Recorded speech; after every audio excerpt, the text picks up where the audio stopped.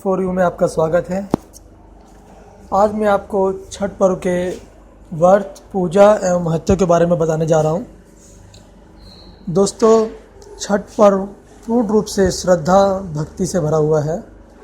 इस दिन भगवान सूर्य की पूजा की जाती है व साथ में माता षष्ठी की भी आराधना की जाती है। वैसे देखा जाए तो इस पर्व की दो कथाएं हैं। पहली कथा के हिसाब से सबसे पहले षष्ठी माँ की कथा के बारे में बताता हूँ आपको मैं।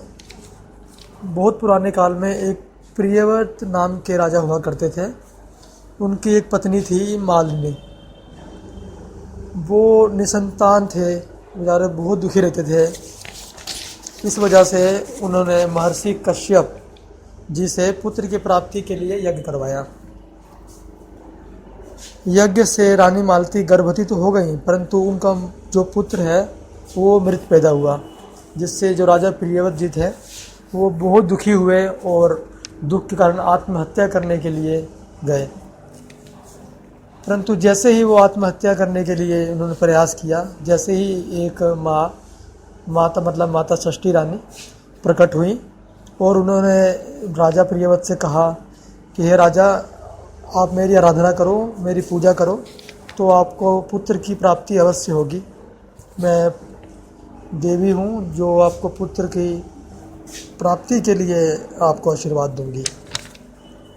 तो राजा ने उनके कहने के अनुसार उनकी पूजा की, आराधना की और उनको पुत्र की प्राप्ति हुई। राजा ने ये पूजा कार्तिक शुक्ल के षष्ठी को की थी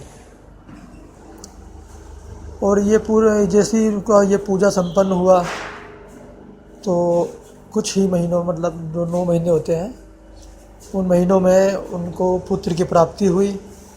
और तभी से ही इस दिन कार्तिक शुक्ल के षष्ठी को छठ पर्व का अनुष्ठान चलता आ रहा है। और इसकी दूसरी कथा भी है, मैं आपको दूसरी कथा भी बताता हूँ।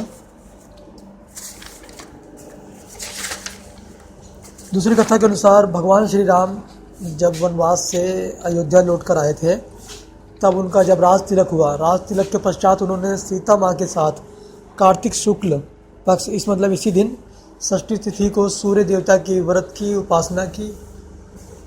तभी से उनके राज्य के सभी लोग इसी दिन को भगवान सूर्य की पूजा करने लगे और ये त्यौहार मनाने लगे और इसकी महत्वता बढ़ती चली आई। दोस्तों, अब मैं इस पूजा की विधि के बारे में बताने जा रहा हूँ आपको।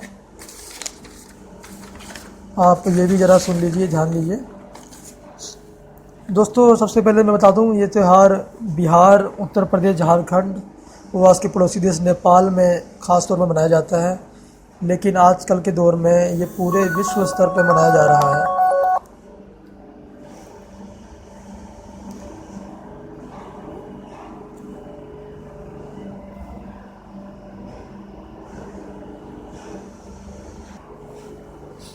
हाँ, मैं आपको बता दूं, छठ पूजा के दिन षष्ठी माता और भगवान सूर्य दोनों की ही आराधना होती है, पूजा होती है। इस दिन स्त्री और पुरुष दोनों ही व्रत रखते हैं। ये व्रत 4 दिन का होता है। पहले दिन चतुर्थी को केवल शुद्ध आहार ही लिया जाता है और उस दिन पूरे ही मन भावना से व्रत की तैयारी की जाती है। और अगले दिन पंचमी को पूरे दिन निर्जल व्रत रखा जाता है और संध्या के समय जब सूर्य ढल जाता है, उस समय भगवान सूर्य की और षष्ठी माता की पूजा अर्चना के बाद ही शुद्ध भोजन ग्रहण किया जाता है, जिसमें गुड़ और खीर और फल और मिठाई षष्ठी माता की से पूजा की जाती है, चढ़ाया जाता है और साथ ही साथ ब्राह्मणों को भोजन करवाया जाता है। और अगले दिन षष्ठी के दिन पूरे दिन निर्जला व्रत रखा जाता है। उस दिन भी ये व्रत 2 दिन पूरा बिना पानी पिए रहा जाता है, ना कुछ खा सकते हैं ना कुछ पी सकते हैं। उस दिन षष्ठी के दिन आपके घर में पकवान बनाए जाते हैं और संध्या के समय बांस मतलब बांस के डालों में भरकर उन पकवानों को, उसमें गन्ना, नारियल, अनानास, हल्दी, धागे, केला, चावल व कई मतलब वस्तुएं पूजा की सामग्री के लिए उसमें रखा जाता है।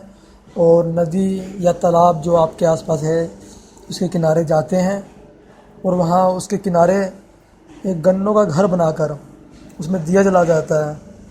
और व्रत करने वाले जिस जल में मतलब जो सरोवर के पास जाते हैं उस जल में स्नान कर कर डालों को उठाकर उसमें सूर्य और षष्ठी माता को अर्घ देते हैं, अर्घ दिया जाता है। और सूर्यास्त के पश्चात वो अपने घर वापस आ जाते हैं और रात भर अपने ही घर में माँ षष्ठी की पूजा की जाती है, अर्चना की जाती है, जागरण किया जाता है। और सप्तमी के दिन सुबह उठकर फिर से सरोवर पर जाते हैं, अपने जो आसपास जहाँ गए थे शाम के दिन वहाँ जाते हैं और डाला लेके व्रत करने वाले उगते सूरज को अर्घ देते हैं और उसके बाद ही प्रसाद वितरण करते हैं और फिर जल ग्रहण किया जाता है। तो दोस्तों, ये व्रत वैसे तो कठिन है मगर बहुत श्रद्धा भाव से किया जाता है। और इस व्रत में जो भी चीज़ दिल से मांगी जाती है वो माँ षष्ठी और सूर्य देव ज़रूर पूरा करते हैं। इसमें मान्यता है कि इसमें कई लोग व्रत में अपनी अपनी मतलब मनोकामना पूर्ण करने के लिए कई मान्यता मतलब मानी जाती है। इसमें कई लोग दंडवत प्रणाम करते हुए घर से सरोवर तक आने का व्रत रखते हैं, जो कि बहुत ही कठिन होता है। और दंडवत ऐसे होता है जैसे सबसे पहले खड़े होके सूर्यदेव को प्रणाम करेंगे, फिर लेटेंगे, फिर अपने आप को नापेंगे, मतलब जितनी दूर उन्होंने चला है एक लक्कड़ से उस पर निशान कर देंगे। फिर अगले समय फिर मतलब अगला पग रखेंगे, फिर वहाँ पर सूर्यदेव को प्रणाम करेंगे, फिर लेटेंगे। और ऐसा करते हुए उनको सरोवर तक जहाँ पर पूजा अर्चना की जा रही है सूर्यदेव की और षष्ठी माता की, वहाँ तक जाएंगे।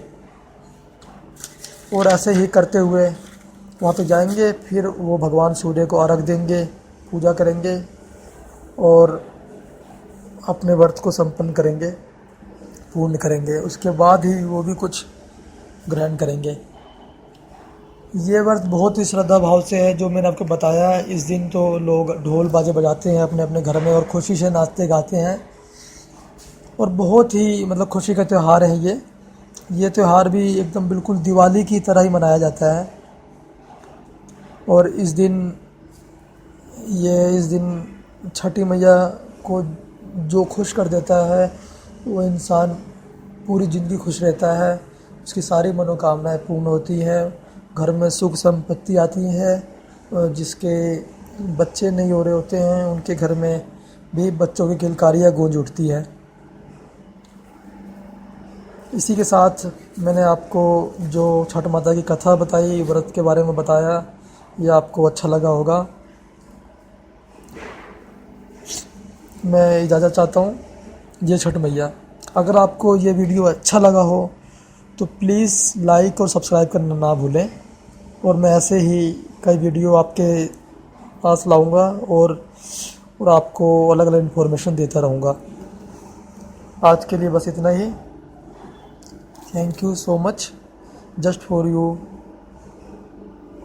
की तरफ से वीडियो देखने के लिए धन्यवाद।